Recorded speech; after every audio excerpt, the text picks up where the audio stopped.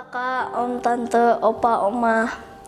Lewat program Live Deep Talk with Pastor ini, kita akan belajar tentang Alkitab lebih dalam lagi dan menggunakan bahasa yang lebih santai. Semua bisa yang mau bertanya dan yang mau untuk dukungan doa bisa ditulis di kolom komentar di bawah ini, baik yang ada di channel YouTube kami ataupun yang dari Facebook. Juga mohon dukungannya dengan mencet like, subscribe, dan tekan tanda loncengnya. Dan jika ada yang ingin mendukung lebih lewat dana, bisa disampaikan lewat nomor rekening di bawah yang tersedia di kolom deskripsi. Lebih dari segalanya, mohon dukungan doanya ya, agar program ini bisa menjadi berkat bagi banyak orang, terlebih menyenangkan hati Tuhan. Terima kasih, Tuhan Yesus memberkati semuanya. Shalom, selamat malam. Ini hari Jumat Agung ya. Tadi tentu saudara sudah beribadah bersama, mungkin di Due atau juga di gereja lokal Bapak Ibu masing-masing. Di hari ini 2000 tahun yang lalu Tuhan mati buat kita. Dia melewati perjalanan salib yang luar biasa beratnya, penderitaannya sangat luar biasa. Dia mengorbankan segala-galanya untuk Bapak Ibu dan saya. Jadi meskipun tadi kita sudah ibadah, saya terus untuk buat program ini supaya Bapak Ibu ritme membaca Alkitabnya satu pasal sehari dari Senin sampai Jumat itu terus terjaga begitu. Ya, dukung doa supaya nanti bisa ke depannya tuh Sabtu Minggu juga saya siapkan materinya. Jadi kerinduan saya sih nanti entah kapan, tapi saya usahakan secepatnya. Makanya mohon dukungan doa supaya Senin ketemu Senin lagi setiap jam 9 malam saya ada lewat program Deep Talk with Pastor ini untuk memberkati semuanya gitu ya. Jadi ya ini bagian saya lah. Tidak terlalu berat, tapi juga tidak mudah untuk dilakukan setiap hari gitu ya. Jadi dukung doa supaya ada waktunya Tuhan pas buat kita melangkah. Karena kalau bagi saya sudah melangkah itu ya harus konsisten, harus terjaga, nggak boleh mundur ya. Ketika sudah melangkah ya melangkah. Waktu pertama kan Senin sampai Kamis ya, terus saya merasa bisalah Jumat gitu isi juga. Maka sejak minggu ini Senin sampai Jumat. Terus saya bilang sekarang ya doakan supaya Senin ketemu Senin, berarti Sabtu Minggu juga terisi ya. Doa supaya secepatnya ya, supaya saya juga terus passionnya ada, gairahnya ada, sehingga apa yang Tuhan sudah kasih ke saya lewat pemahaman Alkitab bisa saya share sama saudara ya. Kan bagian kita sebagai murid Tuhan cuma itu, apa yang kita dapatkan kita bagi ya. Soal yang dibagi nanti terima apa tidak terima itu bukan urusan kita lagi gitu ya. Yang penting kita sudah jadi berusaha jadi saluran berkat, berusaha untuk jadi saksinya Tuhan, berusaha untuk dengan cara kita menjadikan semua bangsa muridnya Tuhan, begitu ya. Jadi selamat menjadi orang-orang pilihan, karena di Jumat Agung ini saudara benar-benar sudah dipilih Tuhan, sehingga darahnya yang tercurah di atas kayu salib itu sanggup menyelamatkan saudara. Nah, beberapa hari ke depan, Sabtu dan Minggu ini kita akan merayakan Paskah ya. Ya, jadi sama-sama kita coba siapkan hati kita sehingga Paskah nanti bisa kita rayakan dengan sungguh gitu ya saudara ya. Oke, sebelum kita lanjutkan pembahasan kita hari ini, hari Jumat Agung ini, kita berarti sampai di pasal yang kelima ya dari Kisah Para Rasul. Maka sebelum kita mulai, kita tundukkan kepala, kita doa. Bapak yang baik, terima kasih buat malam hari ini. Kami belajar untuk setia dalam pembacaan Alkitab kami yang sudah masuk di Kisah Rasul pasal yang kelima hari ini. Tuhan, biarlah pembacaan kami pada malam hari ini bisa mendapatkan sesuatu yang luar biasa untuk kami semua masing-masing. Remamu, kebenaranmu kami dapatkan. Sehingga lewat mutiara-mutiara, permata-permata yang kami temukan dalam Kisah Rasul pasal 5 ini, hidup kami jadi lebih penuh berkat, hidup kami jadi lebih tertata, jadi lebih baik. Sehingga di sepanjang sisa hidup ini, yang kami kerjakan masing-masing itu menyenangkan hati Tuhan. Lawat kami Tuhan, jangan ada satupun kami yang Kau lalui. Amin. Oke saudara, kita sebelum masuk dalam pembacaan kita, ya, kita nyanyi satu buah lagu dulu ya. Semoga lagu ini Bapak Ibu sudah mengetahuinya dan bisa menyanyikannya bersama saya.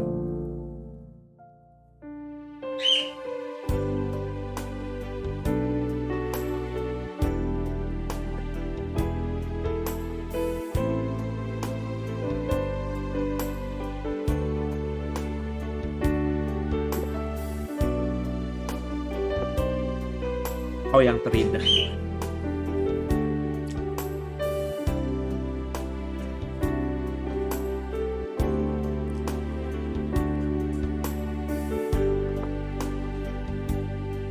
Bersama saya katakan. Kau yang terindah di dalam hidup ini. Tiada Allah Tuhan yang seperti Engkau, besar perkasa, penuh kemuliaan. Kau yang termanis di dalam hidup ini. Ku cinta Kau lebih dari segalanya. Besar kasih setiamu kepadaku. Ku sembah Kau, ya Allahku. Ku tinggikan namamu selalu. Tiada lutut kan berteluh menyembah Yesus Tuhan Rajaku. Ku sembah Kau, ya Allahku. Ku tinggikan namamu selalu. Tiada lidah tak mengaku Engkaulah Yesus Tuhan Rajaku.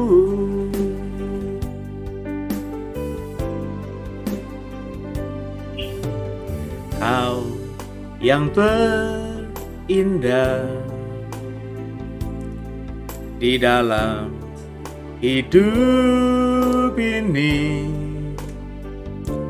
Tiada Allah Tuhan yang seperti Engkau, besar perkasa, penuh kemuliaan.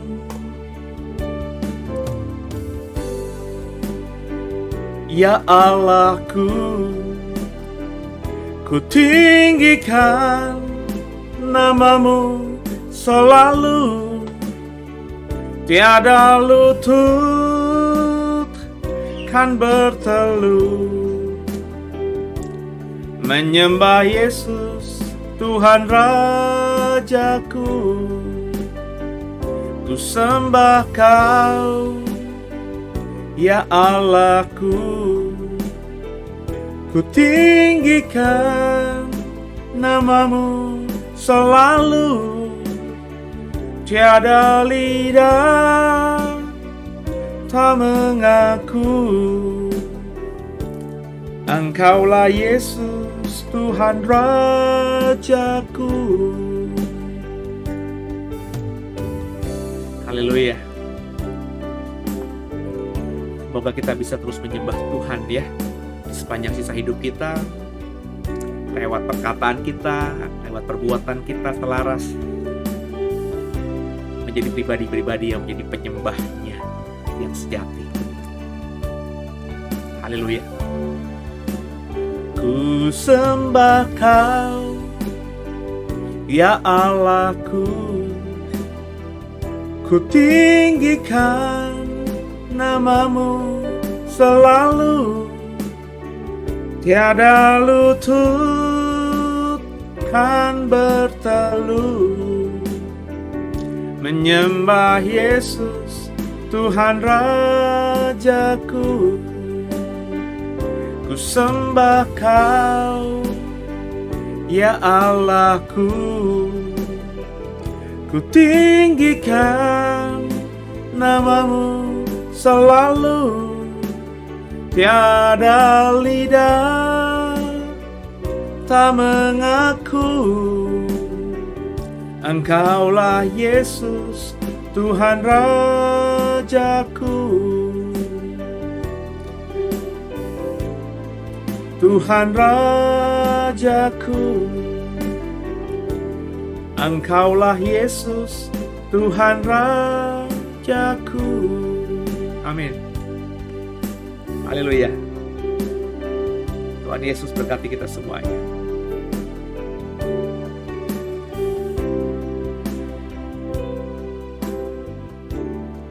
Terpujilah nama Tuhan. Siapkan hati kita ya.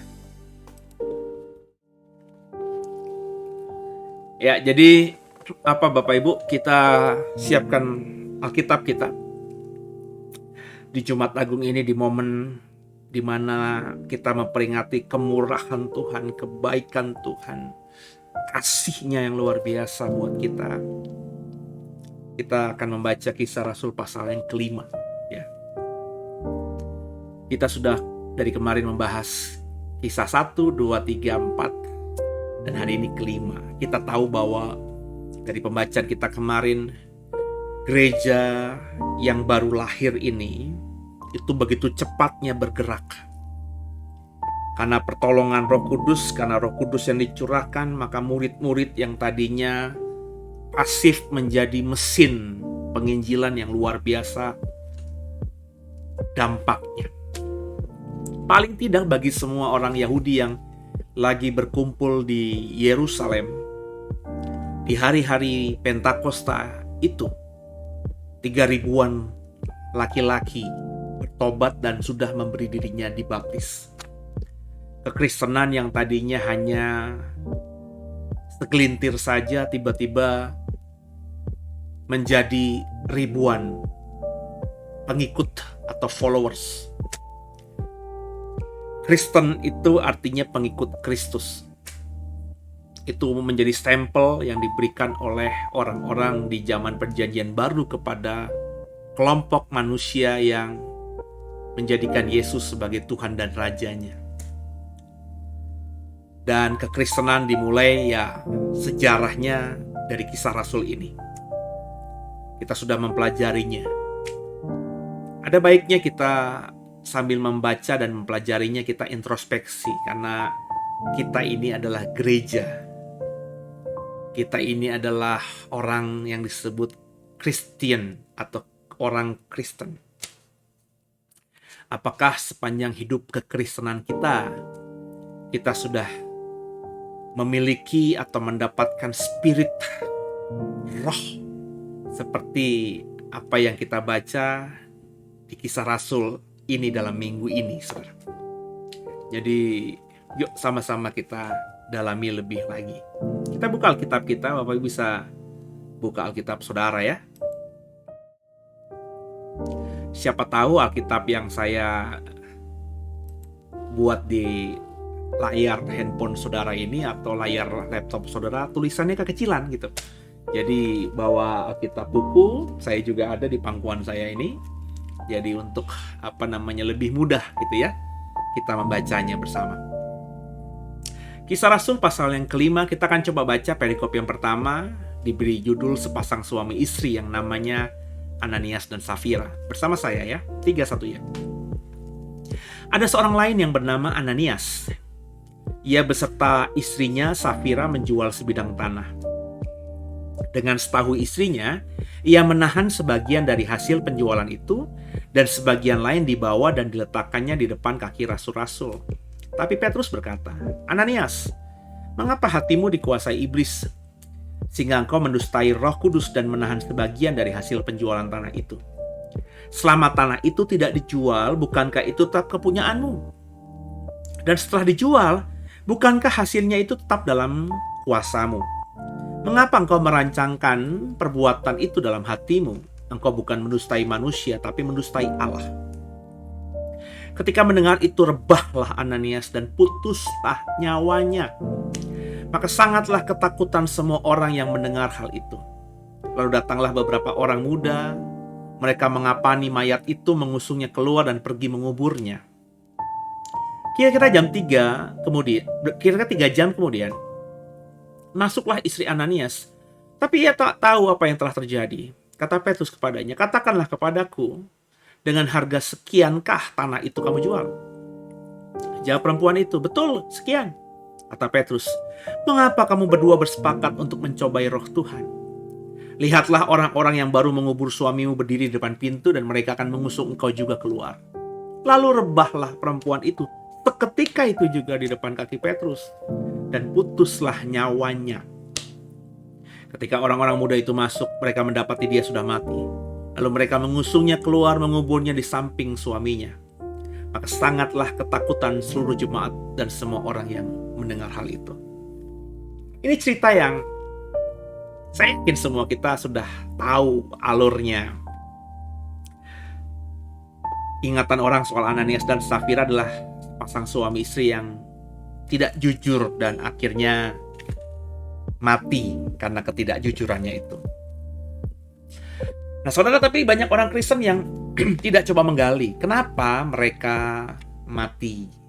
Apa yang menyebabkan mereka mati? Oh, mereka berbohong. Ya, kenapa berbohongnya? Gitu kan ya. Nah Bapak Ibu, kalau kita membacanya Kisah Rasul pasal 1, pasal 2, pasal 3, pasal 4, saya bilang ada gaya hidup yang muncul ya. Yang kalau saya berusaha objektif, itu gaya hidup yang memang benar-benar sudah mempercayai bahwa Yesus akan segera kembali sebagai Mesias, sebagai Raja. Sehingga khotbahnya para rasul, sehingga jemaat itu terkondisi memang sudah siap ya, dan sedang berharap sungguh kedatangan Tuhan kembali yang kedua kali. Itu yang menyebabkan, tentu disertai banyak hal ya. Ada unsur Roh Kudus yang memang beracara pada gereja mula-mula itu.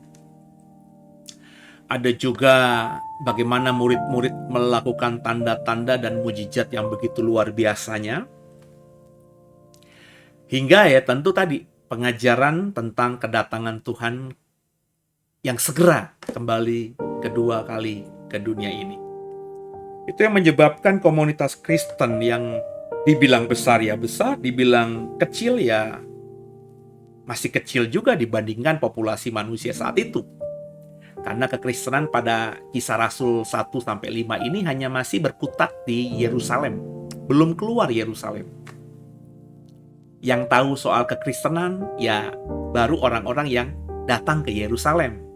Di luar Yerusalem, contohnya di Galilea, di Tiberias, di Nazaret, di Kapernaum, dan kota-kota di sekitar Danau Galilea itu ya belum sampai cerita soal kekristenan itu. Mereka sudah pernah mendengar soal bagaimana Yesus itu ya lewat sepak terjangnya dan mujizat dan khotbah-khotbahnya yang memberkati selama 3,5 tahun. Tapi mereka mungkin sebagian besar tidak tahu bahwa Yesus yang pernah menjamah mereka itu mati di atas kayu salib. Ya, karena tidak semua orang yang di Galilea, wilayah Israel Utara ini yang ikut bersama Yesus ke Yerusalem kan. Nah, mereka juga artinya kalau Yesusnya saja mereka belum tahu gimana nasibnya, ya. Mereka mungkin masih berpikir Yesus masih hidup. Apalagi informasi bahwa murid-murid sudah menjadi pemimpin dan sudah menjadi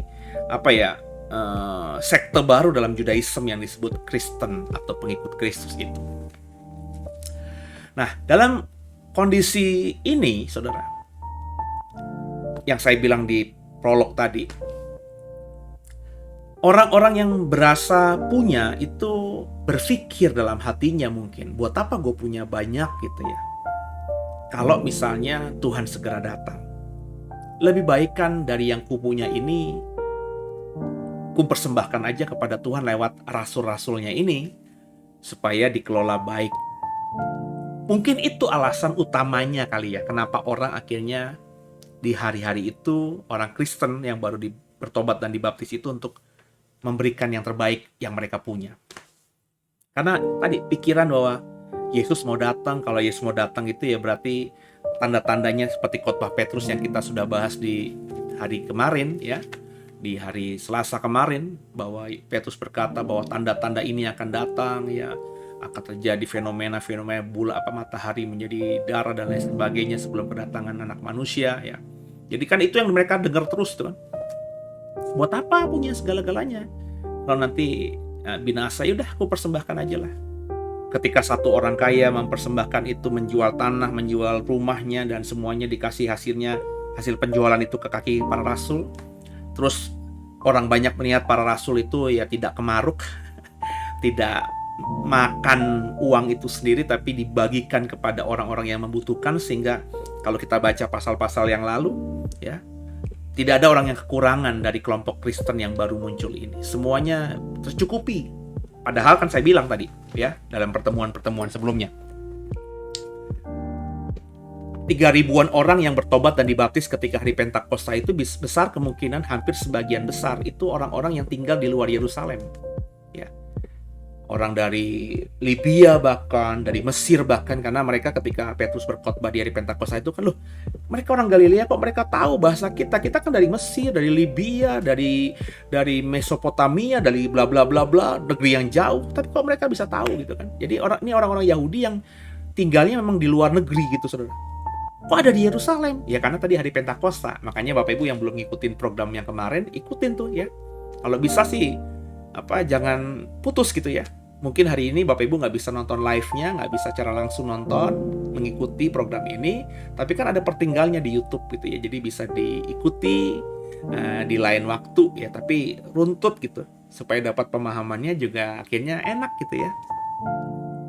Nah, salah satu orang yang sudah mempersembahkan yang luar biasa adalah Yusuf ya. Kalau Bapak Ibu lihat di pasal 4 ayat yang 36 ya, di atas ya, ada ya, muncul ya.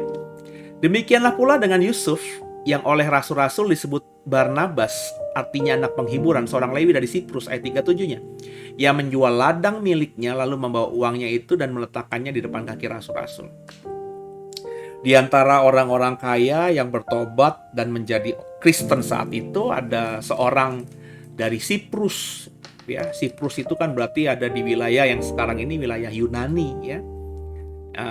Letaknya Pulau Siprus ini ada di antara Turki dan Yunani gitu, saudara ya.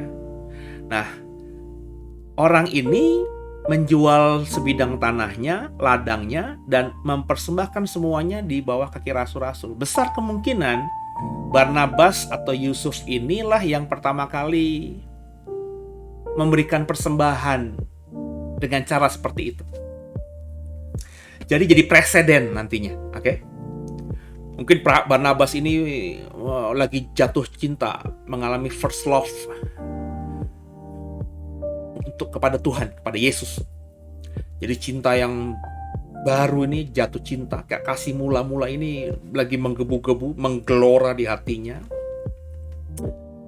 Dia mengalami Tuhan, Roh Kudus sedang on fire sama dirinya, sehingga dengan sadar dia berikan hasil seluruh ladangnya. Pasti diperkatakan ya, rasul, atau mungkin secara informal memberitahukannya kepada rasul-rasul. Tapi faktanya akhirnya apa yang dilakukan Barnabas ini tersampaikan kepada khalayak ramai. Itu tafsir saya ya. Jadi Barnabas bisa ketika memberikannya kepada rasul-rasul ya hanya informal, Rasul, tadi saya jual tanah, ini hasilnya semuanya, dan saya mau persembahkan buat Yesus. Rasul-rasul kelola deh buat kelompok kita yang baru ini untuk pelayanan ke depannya. Mungkin Petrus, mungkin Yohanes, mungkin rasul-rasul yang lainnya bersyukur atas tindakan iman dari Barnabas ini. Kemudian ketika dia berkhotbah, mereka memakai peristiwa kesaksian korban yang diberikan Barnabas ini sebagai ilustrasi khotbahnya. Mungkin ya, saudara-saudara, Yesus mengajarkan kasih. Saya masih ingat kata Petrus. Dulu Yesus ketika saya ikuti, dia pernah mengajar bahwa kita harus mengasihi sesama kita manusia seperti dirimu sendiri. Ini ada contoh. Saudara seiman kita dari Siprus namanya Barnabas yang kemarin menemui kami, rasul-rasul, dan bersaksi bahwa dia habis menjual ladangnya dan semua hasilnya diberikan kepada Tuhan lewat pelayanan kita ini. Dananya sedang kami kelola supaya semuanya orang Kristen yang baru bertobat ini diberkati. Nah, mendengar itu, nama Barnabas mungkin disebutkan dalam ilustrasi khotbah semua rasul, maka menggerakkan itu hati orang-orang yang lainnya. Sehingga akhirnya gara-gara presiden Barnabas ini kemudian menjadi contoh ya. Sehingga akhirnya orang-orang yang punya segala-galanya, punya uang, menjual sebagian tanah, ladang, rumah miliknya, propertinya, dan hasil penjualan sebagian propertinya ini semua hasilnya dipersembahkan. Saya nggak yakin orang kaya yang punya 3 rumah menjual 3 rumah semuanya pada saat itu, saudara. Ya, tapi yang pasti orang-orang kaya yang bertobat, yang menjadi pengikut Kristus, pasti ada yang melepaskan propertinya, mengorbankan propertinya. Kalau mereka punya 3 ladang, mungkin 1 ladang dikorbankan untuk Tuhan, dipersembahkan untuk Tuhan. Kalau ada yang punya 2 rumah, mungkin ada yang menjual 1 rumahnya untuk dipersembahkan semua hasilnya kepada Tuhan. Dan itu menjadi gaya, ya, style. Sehingga dalam komunitas Kristen mula-mula itu terbiasa.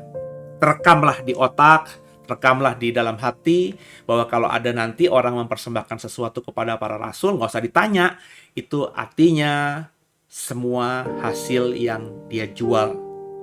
Ya, itu menjadi presiden, begitu ya.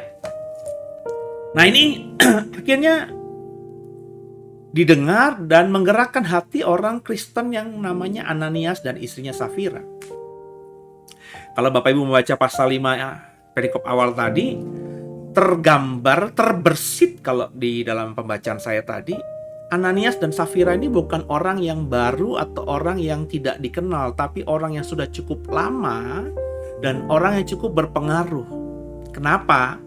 Karena Petrus dalam kisah Rasul pasal 5 ini jelas-jelas ya, itu mengenal suami istri ini dengan nama Ananias, Safira, gitu ya. Itu kan jelas banget gitu ya.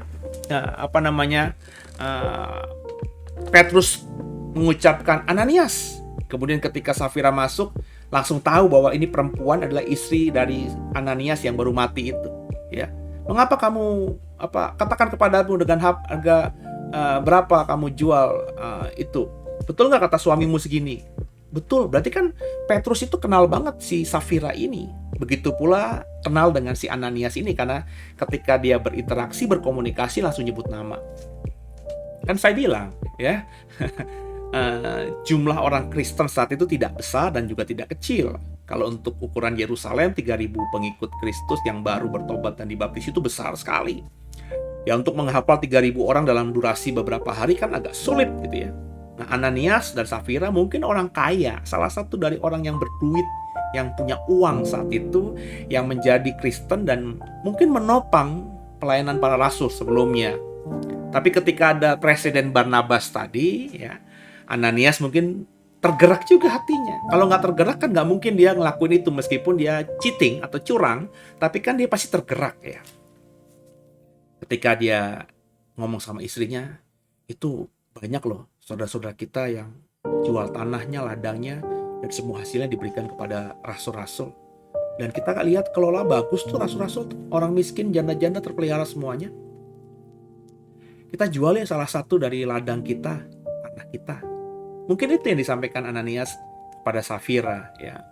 Ya kita nggak tahu lah komunikasi tepatnya bagaimana, tapi mereka akhirnya menyimpulkan dan berkesimpulan dan memutuskan, gini deh, kita jual tanah kita itu, tapi ya kita tahan sebagian lah untuk bekal kita, atau untuk siap-siap kita, modal kita lah, atau untuk kita puterin lagi nanti. Ya.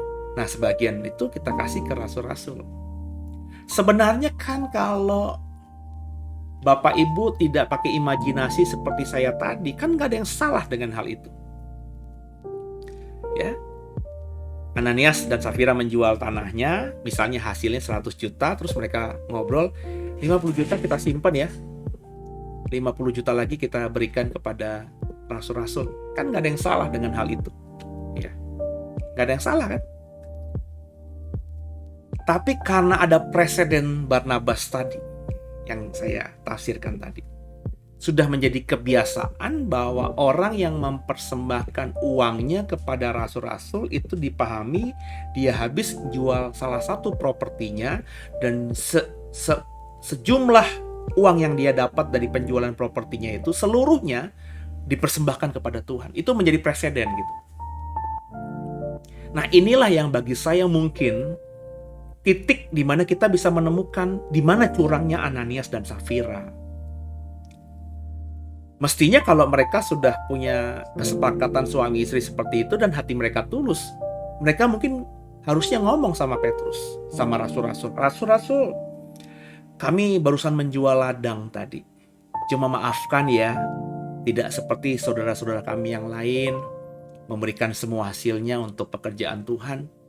Kami hanya sanggup memberikan setengah dari hasil yang kami jual tadi. Mohon diterima, mohon dikelola. Dan dukung doa juga supaya setengah yang masih kami tahan ini bisa kami kembangkan. Sehingga siapa tahu nantinya kami juga bisa terus memberikan taburan buat pekerjaan Tuhan ini. Kalau begitu kan nggak salah. Benar nggak saudara? Tapi karena sudah menjadi style, gaya, bahwa yang memberikan uang itu berarti habis jual propertinya atau jual sesuatu dan seluruh hasilnya dipersembahkan ke gereja, kepada Kristen mula-mula, kepada para rasul, sehingga akhirnya ketika Ananias memberikan hanya sebagian dan dia diam saja, yaitu sudah curang. Makanya Petrus yang dikuasai Roh Kudus berkata, "Kenapa hatimu dikuasai iblis? Bukankah tanah itu sebelum kau jual adalah milikmu, dan setelah kau jual pun hasilnya kan dalam kekuasaanmu." Itu kan kurang lebih begitu kata Petrus. Ya. Jadi kalau emang kamu mau memberikannya cuma setengah, ya jujur aja. Kenapa diam-diam aja? Kalau kamu diam-diam kan kau seolah-olah punya rencana apa yang kau lakukan ini dipandang orang, kau memberikan semuanya. Kau minta penghargaan orang, kekaguman orang, bahwa Ananias Safira sudah memberikan semuanya, padahal kau simpan setengahnya. Karena kau diam, kau ingin mungkin dapat puja-puji dari rasul-rasul. Waduh, akhirnya Ananias juga memberikan semuanya seperti yang lainnya. Ya, kau diam, kau mendustai bukan cuma manusia, tapi mendustai Allah. Maka seketika itu juga rebahlah dia. Nah ini Bapak Ibu mesti tahu psikisnya dulu. Kan ini si Ananias kan emang udah rencana berbohong gitu kan ya. Ya, nggak mau jujur gitu sama rasul-rasul. Ya Bapak Ibu pernah nggak jujur gitu? Saya jujur aja pernah dulu ya. Ketika belum bertobat namanya bohong, dusta kecil, ya itu berkali-kali lah ya. Kalau sekarang sih saya rasa saya tidak pernah lagi berbuat atau berniat berbohong atau melakukan kebohongan kecil maupun besar gitu ya. Tapi dulu mah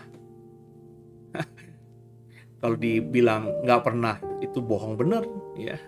Kalau dibilang sering juga ya nggak sering-sering banget, tapi pernah lah begitu ya. Nah kalau kita bohong dulu sebelum bertobat, ketika kita lagi merencanakan kebohongan itu, deg-degan nggak? Panas dingin nggak?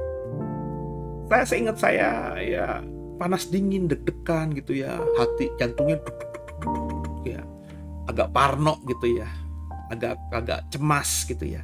kebohongan kita ini ketahuan, kecium, atau bisa mulus nih, kurang lebih begitu kan. Pokoknya nggak sejahtera aja, ya. Deg-degan aja. Meskipun kita sangat meyakini bahwa kita bisa membohongi orang tersebut, mungkin kalau kita persentase 99 kita bisa bohongin dia, karena skenario alibi yang kita bangun itu kayaknya matang banget, tapi kan ada 1%-nya. Ya tetap aja ada kemungkinan kita gagal ngebohongin orang ini. Maka pasti deg-degan ada, panas dingin ada, ya gelisah ada, dan lain sebagainya. Saya rasa itu yang dialami oleh Ananias. Jadi sejak dia membawa sebagian uang yang mau diakui, seluruh hasil penjualan tanahnya itu dari rumah menuju ke tempat rasul-rasul kumpul, itu Ananias sudah deg-degan tuh. Deg-degan pertama dia bawa uang, takut dicuri tengah jalan. Terus dia juga mau ngebohong, panas dingin, gelisah, dan lain sebagainya. Mungkin tensinya juga lagi naik. Dan ketika ini Petrus kan orang yang saya bilang dalam beberapa khotbah saya dalam minggu-minggu kemarin, bulan kemarin ya. Dan juga dalam sharing saya soal Injil Lukas dan juga Kisah Rasul di awal kemarin. Petrus ini kan orang yang tidak tedeng aling-aling, tek gitu. Dia bukan orang Jawa gitu ya. Dia nggak bilang begini, Ananias, iya Rasul, kamu coba deh pertimbangkan lagi, baik-baik. Bagus nggak kalau kamu ngerjain hal yang sedang kamu lakukan ini? Coba pertimbangkan, mumpung Tuhan masih tolong dan berikan kasih kesempatan untuk bertobat. Petrus kan nggak gitu orangnya. Dia langsung bilang begini, Ananias, mengapa hatimu dikuasai iblis langsung? Itu langsung kalau udah tensinya 170 100 langsung 270 200 itu beng. Karena langsung ketahuan, langsung kecium, dan langsung ditelanjangi. Ketika Petrus ngomong begitu kan, Petrus ngomongnya nggak bisik-bisik di kupingnya, mau dikuasai iblis, kan nggak gitu. Pasti kan ngomong, hei Ananias, kenapa hatimu dikuasai iblis? Itu di depan rasul-rasul yang lain, di depan orang banyak lagi kumpul, lagi mendengarkan pengajaran rasul-rasul. Ananias yang berpikir akan dipuja-puji orang, nama harkatnya akan naik, tiba-tiba dipermalukan sedemikian rupa. Ya kalau ngomongin dipermalukan kan dipermalukan itu ya. Langsung dia rebah ketika itu juga. Jantungnya nggak kuat menahan detak jantung yang begitu cepatnya berdetak, mati. Safira datang juga mungkin deg-degan juga ya. Udah 3 jam laki gue belum pulang, gak ada kabar. Mungkin dia juga udah harap-harap cemas gitu, berhasil gak laki gue bohongin para rasul ya? Gimana ya perkembangannya ya? Dia lagi antara cari suaminya, antara ketakutan juga. Mungkin di rumah itu tempat rasul-rasul kumpul lagi celingak-celinguk. Kata si Petrus langsung nunjuk itu kan, katakan kepadaku, dengan harga sekiankah tanah itu kamu jual? Suamimu bilang sekian, benar sekian. Nah, ditembak begitu ya, langsunglah refleksnya muncul ya.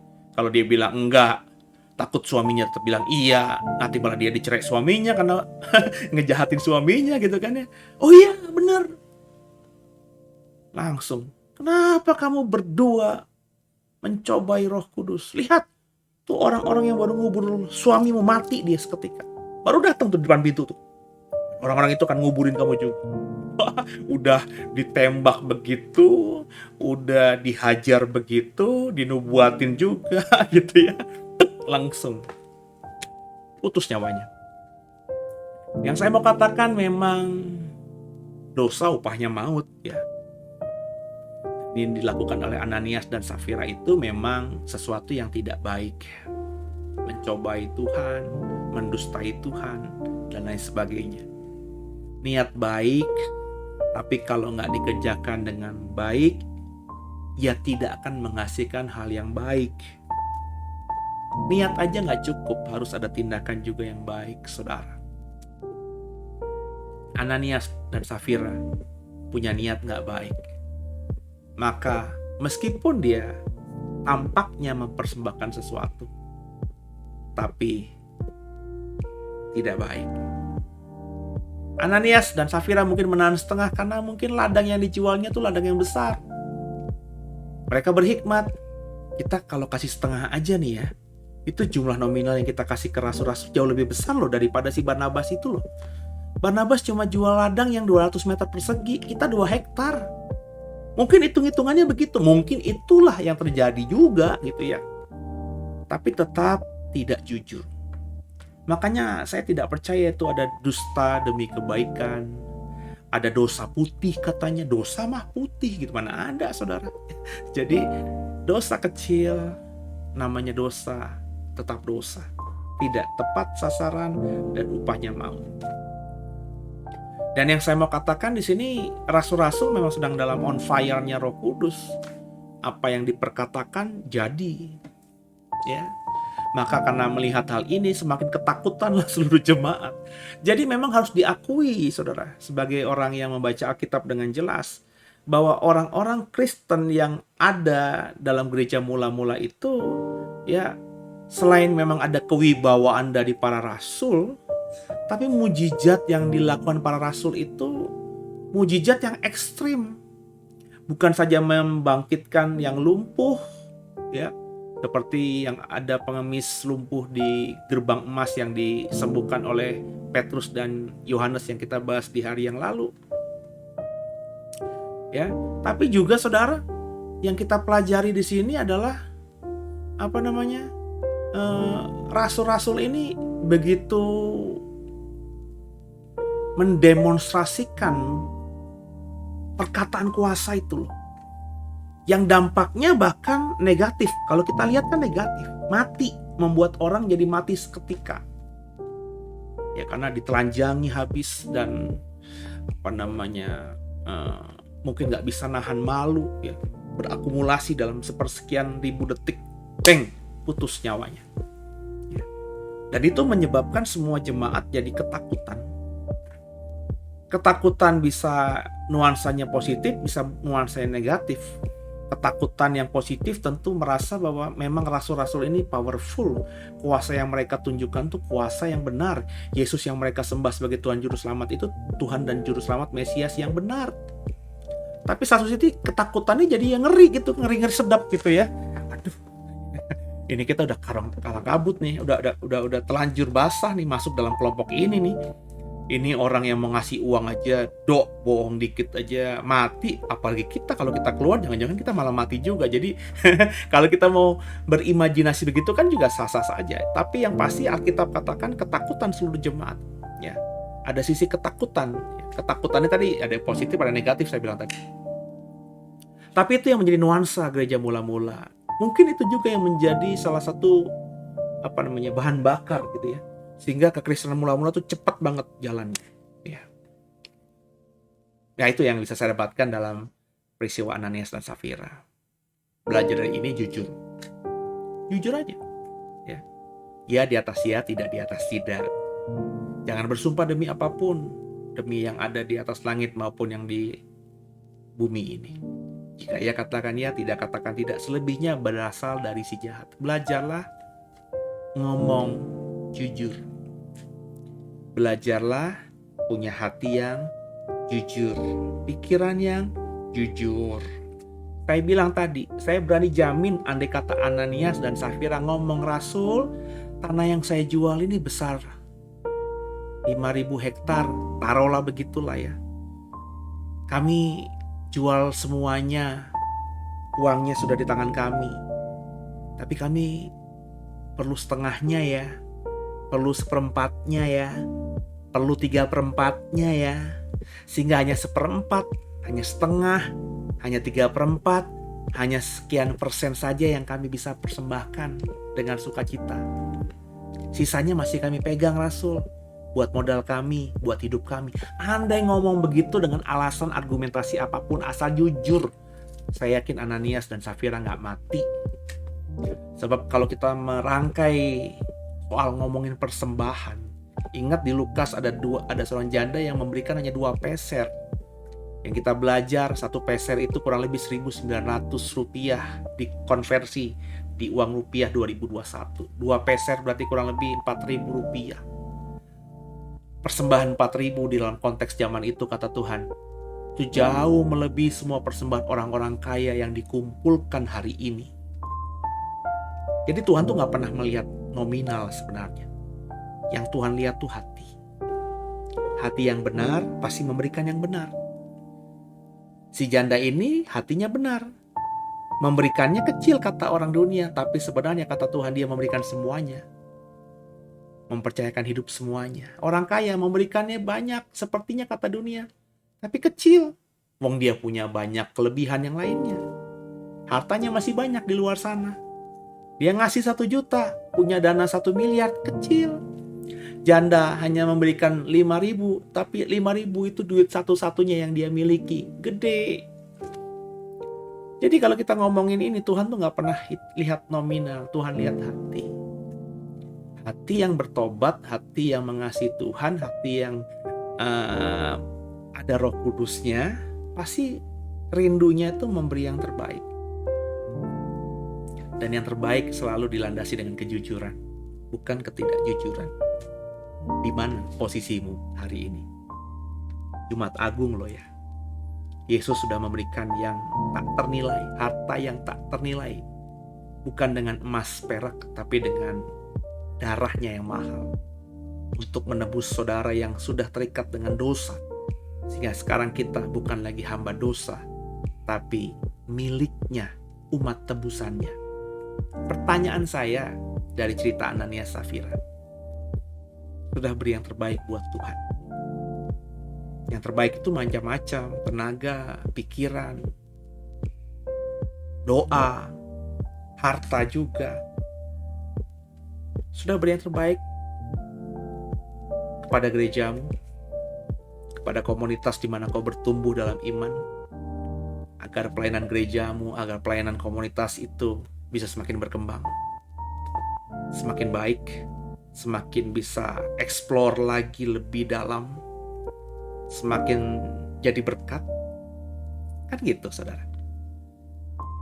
Kalau sudah puji Tuhan, kalau belum beli yang terbaik. Karena Tuhan Yesus sudah beri yang terbaik terlebih dahulu buat kau dan aku. Gitu ya. Jadi nyinggung soal persembahan bukan untuk kedoi, saya bilang gitu ya. Kalau memang Tuhan gerakan kedoi, yang puji Tuhan. Tapi kalau enggak, kalau kau punya komunitas lain, kalau kau ada kelompok kekristenan yang Tuhan gerakan untuk kau tabur, gerejamu bahkan, gereja lokalmu bahkan, berikan.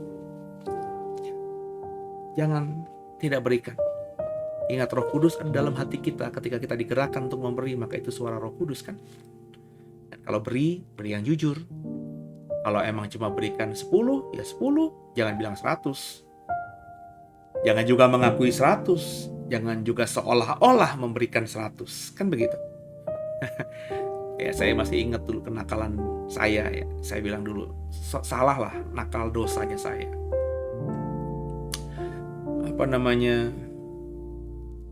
Kantong zaman saya di gereja dulu lah, masih remaja. Dikasih uang persembahan sama orang tua, malah beli buat bakso. Ketika kotak kantong dulu ya, model zaman dulu kantong. Tangan pura-pura masuk, tapi kosong. Bukan cuma sulap yang bisa bersulap. Kita juga dulu gitu. Tangannya seolah-olah dilihat orang masukin persembahan, tapi sebenarnya nggak ada apa-apanya. Ya. Atau diberikan dulu masih sama orang tua persembahan sekian ribu, diambil sekian, dimasukkan sekian. Ya. Itu pun juga dusta. Dan saya sudah bertobat, minta ampun sama Tuhan untuk hal itu. Jangan sampai saudara sudah seusia saya seperti ini, ya, sudah melewati masa kenakalan remaja zaman itu, masih mengulangi hal yang sama. Ya. Sekarang kan di gereja persembahannya udah digital kan, pakai barcode gitu kan, ya Oppo kah, Dana kah, ya GoPay kah, ya. Terus ada tempelan stiker barcode-nya di depan gerejamu. Terus kau pura-pura pakai handphone gitu supaya dilihat orang kau sedang memberikan persembahan. Padahal cuma foto barcode-nya doang. Terus gak ngasih apa-apa. Handphonemu iPhone 12. Maafkan saya ya. Terus scan barcode persembahan di gerejamu. Ya, tapi kau ngasih hanya Rp1.000, Rp2.000. Itu meskipun kau tidak niat bohong, ya. Tapi orang pasti akan tertipu oleh saudara. Wong saudara lagi nge-scan barcode persembahan itu pakai iPhone 12 yang harganya juga semua orang tahu berapa. Pasti orang kan berpikir gitu kan, waduh iPhone-nya aja 12, iPhone 12, pasti kasih persembahannya besar. Ternyata cuma 1.000. Ya. Ya mendingan kalau kayak gitu ya nggak usah lah gitu ya. Nggak usah gitu nge-scan barcode pakai iPhone 12 untuk dipertontonkan kepada banyak orang. Diam-diam aja. Karena nggak salah ngasih persembahan 1.000 kalau itu kok sukacita luar biasa. Tapi bukan dengan maksud itu, ada niatnya tersembunyi. Ya apa nggak kalau memang kita niatnya tergeraknya cuma 1.000 rupiah ya, lihat kiri kanan, ada nggak orang lagi memperhatikan kita? Kalau nggak ada coba scan, cek. iPhone 12-nya ditutup sehingga orang mikir itu handphone Cina doang yang harganya 100.000 3. Nah baru pelan-pelan kasih 1.000. Nggak ada yang salah kok dengan hal itu. Yang salah itu ketika kau berbuat sesuatu, orang memprediksinya begitu karena tampilanmu seperti itu. Bener nggak? Gitu kan saudara? Ya jadi yuk, saya bilang dalam konteks ini, yuk di hari ini berikan persembahanmu yang terbaik buat Tuhan lewat gerejamu, lewat pelayanan di mana kau diberkati Tuhan. Ya, supaya apa yang terjadi di hari Pentakosta 2000-an tahun lalu, di mana banyak orang menabur dan taburannya akan mereka tuai dengan luar biasa di kemudian hari, terjadi juga atas kita. Kita lanjut ya. Ayat yang ke-12 ya, dan seterusnya. Sama-sama kita, sama-sama saya. 3, 1 ya. Dan oleh rasul-rasul diadakan banyak tanda dan mujizat di antara orang banyak. Semua orang percaya selalu berkumpul di serambi Salomo dalam persekutuan yang erat. Orang-orang lain tidak ada yang berani menggabungkan diri kepada mereka. Namun mereka sangat dihormati orang banyak. Dan makin banyak, makin lama makin bertambahlah jumlah orang yang percaya kepada Tuhan, baik yang laki-laki maupun perempuan. Bahkan mereka membawa orang-orang sakit keluar jalan raya dan membaringkannya di atas balai-balai dan tilam supaya apabila Petrus lewat, setidak-tidaknya bayangannya mengenai salah seorang dari mereka.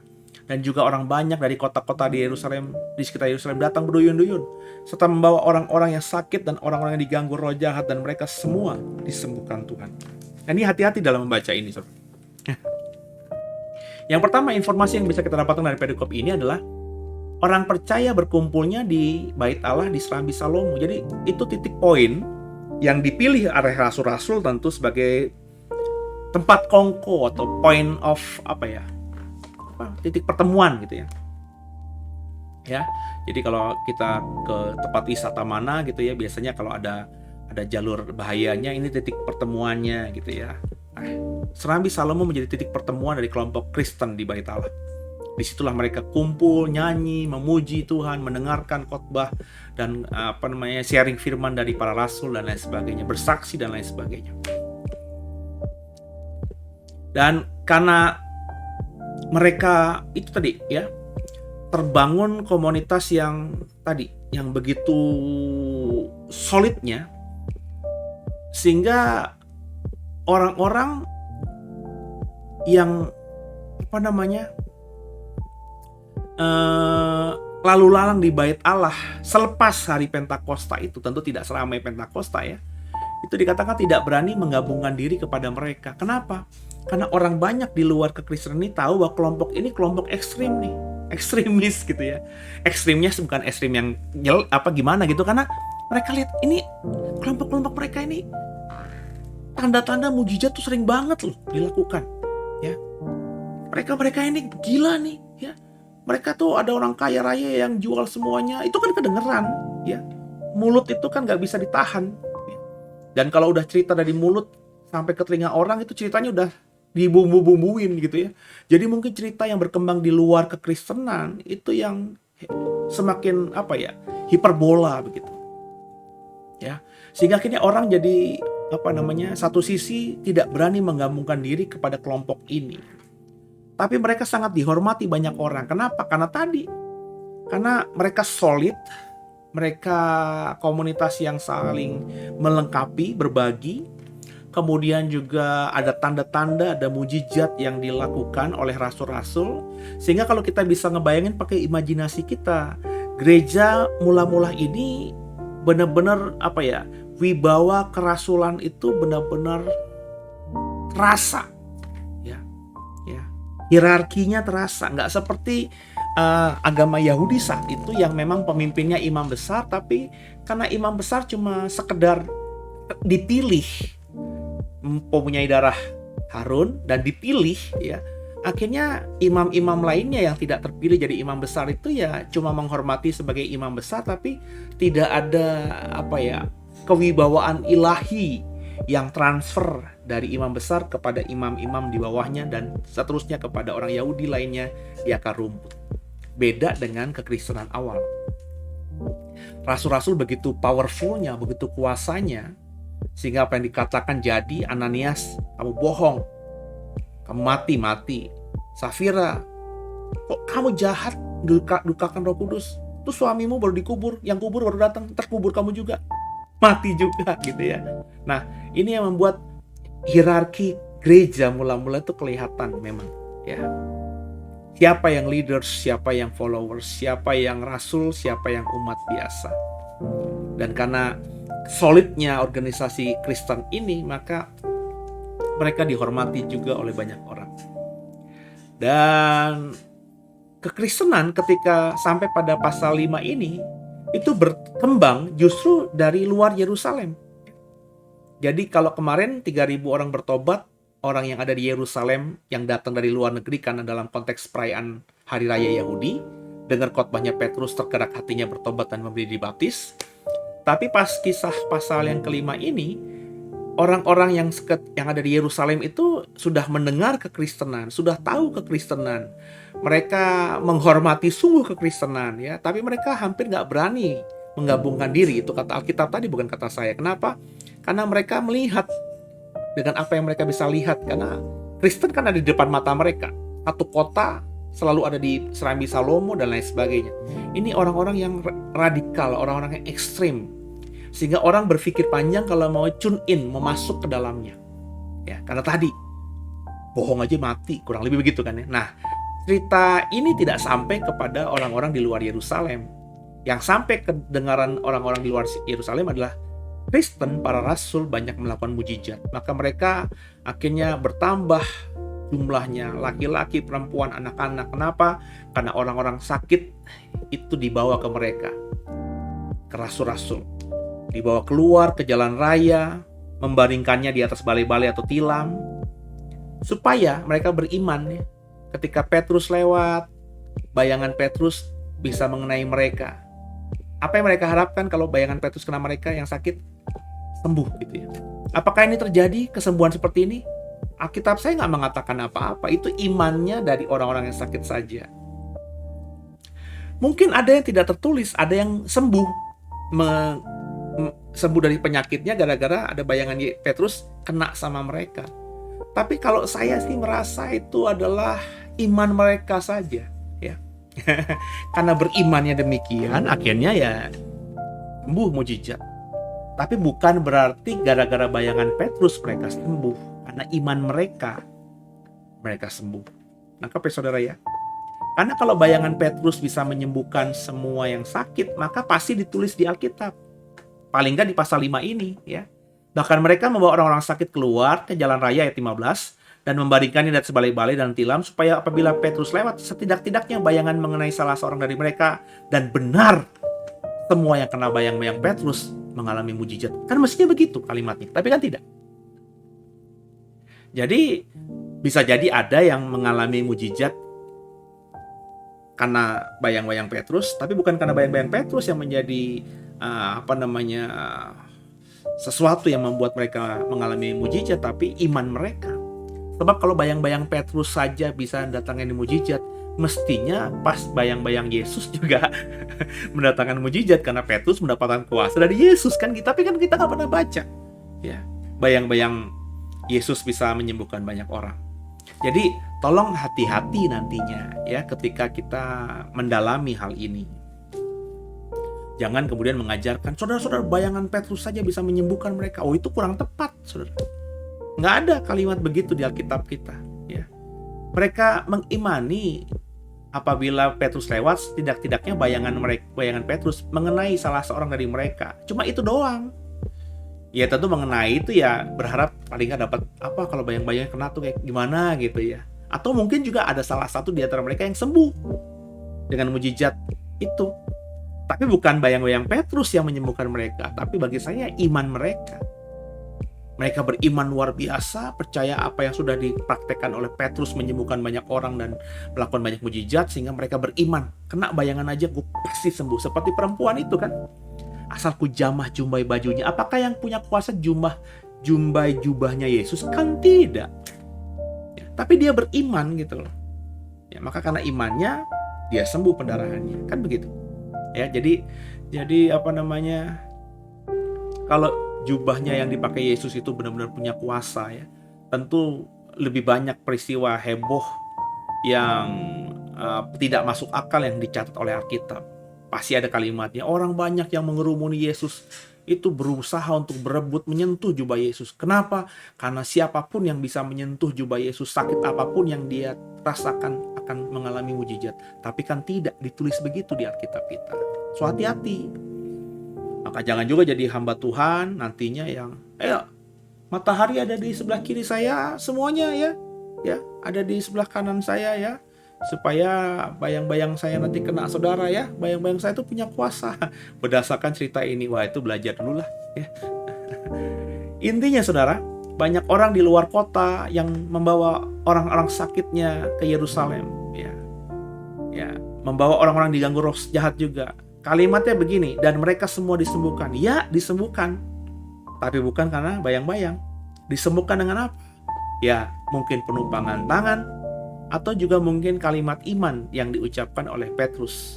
Seperti layaknya mujizat yang dilakukan oleh Yesus, guru mereka, junjungan mereka. Karena peribahasa katakan guru kencing berdiri, murid kencing berlari. Pasti yang dikerjakan Petrus dan teman-temannya ini ya tidak jauh dari apa yang sudah Yesus praktekkan dan contohkan ketika dia hidup 3,5 tahun dengan kuasa mujizat melayani Bapaknya. Kan begitu ya. Jadi bukan karena bayang-bayang ya. Ya silakan aja kalau memang beriman ada bayang-bayang pendeta tertentu yang membuat kita sembuh ya. Dengan imanmu yang luar biasa bisa jadi Tuhan izinkan mujizat terjadi. Tapi jangan jadikan itu sebagai metode ya. Sebab Alkitab tidak pernah mengatakan itu dengan clear. Kalau penumpangan tangan iya. Ya. Kalau menghardik setan demi nama Yesus setan keluar itu iya, Alkitab mengatakan begitu ya. Tapi kalau bayang-bayang kita orang yang kudus bisa menyembuhkan, nanti dulu ya. Kita selidiki Alkitab lebih dalam lagi gitu ya. Lanjut. Ayat 17. Akhirnya mulailah imam besar dan pengikut-pengikutnya, yaitu orang-orang dari mazhab Saduki itu. Perhatikan kan, ingat nggak khotbah-khotbah saya atau materi Deep Talk with Pastor sebelumnya? Bahwa imam besar dan imam-imam kepala dan sebagian besar imam itu, yakni orang-orang dari mazhab Saduki, bukan Farisi. Farisi itu hanya kuat di akar rumput, di sinagoge, ahli Taurat, guru agama di rumah-rumah ibadat itu kebanyakan orang Farisi. Tapi bait Allah dan imam-imamnya sebagian besar dikuasai oleh mazhab atau partai atau sekte Saduki. Dalam agama Yahudi, sekte Saduki ini populasinya tidak sebesar Farisi, tapi punya pengaruh lebih besar di Farisi. Kenapa? Karena mereka merasa dan memang secara genetika punya darah imam besar itu ya, darah biru ya. Kayak orang Jawa punya raja dari Trah, Sri Sultan Hamengkubuwono ya. Maka kalau orang Jawa sejati ya, meskipun orang Jawa yang tidak punya darah Sultan Hamengkubuwono itu lebih banyak, tapi hormat gitu ya sama keluarga dari Keraton Jogja, Keraton Solo ya. Kenapa? Ya tadi darah biru tadi. Kurang lebih begitulah bayangannya ya. Bertindak sebab mereka sangat iri hati. Iri hati kepada siapa? Kepada para rasul ya. Ingat gak cerita waktu beberapa episode sebelumnya? Ya Petrus itu menceritakan bahwa ada di dalam nama Yesus ada kebangkitan orang mati. Jadi benih-benih permusuhan, kebencian dari orang Saduki yang tidak percaya kebangkitan itu sudah muncul terhadap murid-murid Tuhan Yesus. Nah, semakin hari semakin besar ya. Iri hati itu penyakit ya. Kalau nggak segera dibereskan itu merambat kemana-mana. Maka jangan iri hati ya. Dan akhirnya seperti ini. Mereka menangkap rasul-rasul ayat 18. Lalu memasukkan mereka ke penjara kota. Tetapi waktu malam seorang malaikat membuka pintu-pintu penjara. Perhatikan baik-baik ya. Dan membawa mereka keluar katanya. Pergilah, berdirilah di bait Allah. Beritakanlah seluruh firman hidup itu kepada banyak orang. Mereka mentaati pesan itu. Dan menjelang pagi masuklah mereka ke dalam bait Allah lalu memulai mengajar di situ. Sementara itu imam besar dan pengikut-pengikutnya menyuruh mahkamah agama berkumpul, yaitu seluruh majelis tua-tua bangsa Israel. Dan mereka menyuruh mengambil rasul-rasul itu dari penjara. Tapi ketika pejabat-pejabat datang ke penjara, mereka tidak menemukan rasul-rasul di situ. Mereka kembali dan memberitahukan, katanya, kami mendapati penjara terkunci dengan sangat rapinya dan semua pengawal ada di tempatnya di muka pintu. Tapi setelah kami membukanya, gak seorang pun kami temukan dalamnya. Ketika kepala pengawal bait Allah dan imam-imam kepala mendengar laporan itu, mereka cemas dan bertanya apa yang telah terjadi dengan rasul-rasul itu. Tapi datanglah seorang mendapatkan mereka dengan kabar, lihat, orang-orang yang telah kamu masukkan ke dalam penjara itu ada di dalam bait Allah dan mereka mengajar banyak orang. Ini keren banget, saudara. Ya, penjaranya terkunci, rapi, penjaganya ada di depan penjara, tapi ketika dibuka, rasul-rasul yang tadinya dimasukkan dalam penjara itu nggak ada. Dan yang kerennya, rasul-rasul ketika diselamatkan oleh malaikat Tuhan, dapat perintah untuk berkhotbah di bait Allah, mereka tetap lakukan, padahal mereka barusan ditangkap. Kalau orang berhikmat mungkin, ngapain lah, udah kabur dulu lah, kita cooling down dulu, supaya adem ayam dulu baru kita nanti melayani lagi. Tapi enggak, murid-murid taat aja dengan apa yang diperintahkan, meskipun resikonya tahulah mereka. Orang baru kabur, kurang lebih kan gitu kan. Yang nangkep itu kan pasti mikirnya mereka kabur. Malah muncul di bait Allah, malah nantangin lagi di bait Allah, bukannya beribadah tapi khotbah gitu ya, tentang sesuatu yang tidak disukai oleh mereka. Ini kan kayak nantang gitu ya. Tapi murid-murid berani ya, karena tadi mereka sudah pada titik iman bahwa Yesus yang terbesar, Yesus yang terutama. Lakukanlah segala sesuatu seperti untuk Tuhan.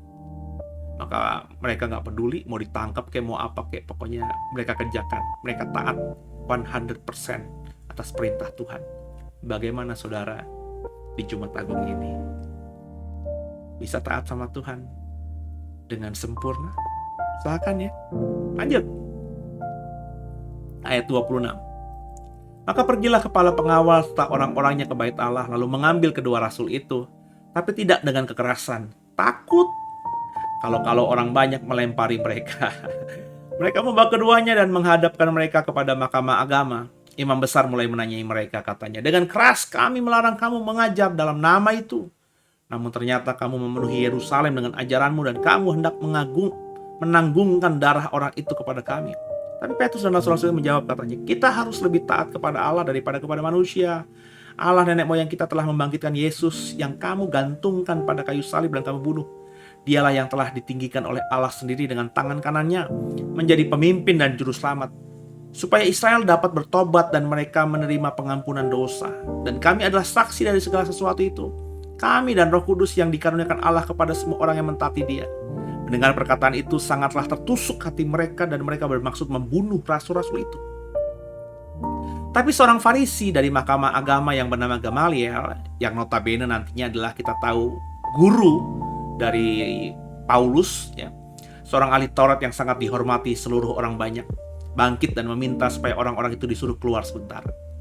Sesudah itu ia berkata kepada sidang, hai orang-orang Israel, pertimbangkanlah baik-baik apa yang hendak kamu perbuat terhadap orang-orang ini. Dahulu telah muncul Teudas yang mengaku dirinya seorang istimewa dan mempunyai kira-kira 400 orang pengikut. Tapi ia dibunuh dan cerai-berailah seluruh pengikutnya dan lenyap. Sesudah itu pada waktu pendaftaran penduduk, muncullah si Yudas, orang Galilea. Ia menyeret banyak orang dalam pemberontakannya, tapi ia juga tewas dan cerai-berailah seluruh pengikutnya. Karena itu aku berkata kepadamu, janganlah bertindak terhadap orang-orang ini. Biarkanlah mereka, sebab jika maksud dan perbuatan mereka berasal dari manusia, saya bereskan dulu ayat-ayatnya, tentu akan lenyap. Tapi kalau berasal dari Allah, kamu tidak akan dapat melenyapkan orang-orang ini. Mungkin ternyata juga nanti bahwa kamu melawan Allah. Nasihat itu diterima. Mereka memanggil rasul-rasul itu lalu menyesah mereka, melarang mereka mengajar dalam nama Yesus. Sesudah itu mereka dilepaskan. Rasul-rasul itu meninggalkan sidang mahkamah agama dengan gembira karena mereka telah dianggap layak menderita penghinaan oleh karena nama Yesus.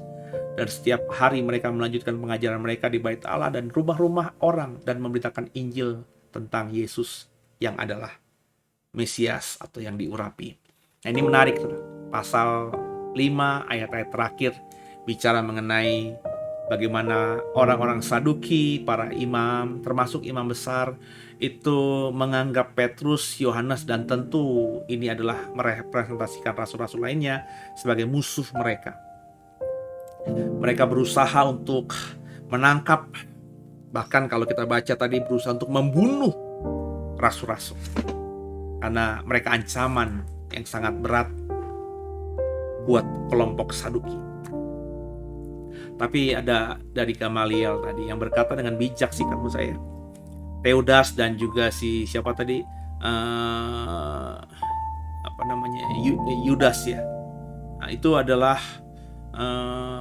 pemberontak atau pemimpin pemberontakan terhadap Romawi. Dikatakan tadi, coba saya lihat dulu ya. Dikatakan tadi di ayat yang ke berapa tadi? Teudas dan juga Yudas ya, benar, Yudas. Yudas ini adalah pemimpin pemberontakan terhadap Romawi di zaman itu, Bapak Ibu. Kalau kita informasi tadi di zaman pendataan penduduk, sensus. Di zaman apa tuh? Ya kalau kita ingat mungkin ya sensus yang dilakukan oleh Kaisar Agustus di zaman Yesus lahir ya di Bethlehem. Itu kan memang kalau kita belajar dari sejarah ya, nggak lama setelah Yesus lahir, terus Yesus melarikan diri ke Mesir, itu orang-orang Israel itu banyak yang dihukum salib ya. Kenapa? Karena informasi yang saya dapatkan ya tadi ada pemberontakan besar yang dilakukan oleh Yudas ya.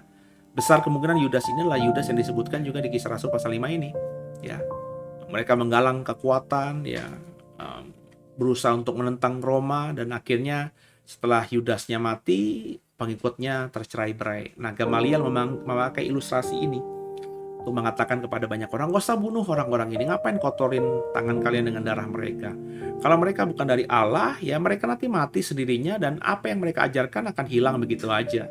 Tapi kalau mereka nanti benar-benar dari Allah, kau bunuh mereka, malah kau nanti menentang Allah. Nah, ini dianggap baik sama kelompok imam-imam ini. Kenapa? Karena Gamaliel tadi, meskipun bukan imam besar, tapi Gamaliel ini adalah ahli Taurat yang paling dihormati. Itu makanya Paulus berkata, aku murid Gamaliel, bangga gitu sebagai murid Gamaliel, karena mungkin Gamaliel ini kalau kita hitung sebagai kita samakan dengan apa yang ada di 2021 di Indonesia, ya mungkin Gamaliel ini setara dengan universitas yang paling ternama lah. UI mungkin, UGM mungkin, ITB mungkin, kurang lebih begitu. Dimana semua anak-anak muda kita kalau pengen kuliah itu pengennya ke situ gitu lah. Sama kan? Di zamannya Perjanjian Baru kan orang Yahudi ya kalau sekolah ya sekolah agama. Karena mereka belajar IPA, mereka belajar matematika, mereka belajar apapun ya dimulai dari Taurat Tuhan gitu kan ya. Dan salah satu mungkin sedikit dari guru yang paling dihormati, yang paling berpengaruh, paling pintar, paling keren ya Gamaliel ini. Maka menjadi orang yang dihormati. Dan ketika nasihat itu diterima, kata Alkitab tadi, rasul-rasul tetap disuruh untuk tidak mengajarkan tentang Yesus, dan juga mereka disesah itu ya dicambuk gitu ya.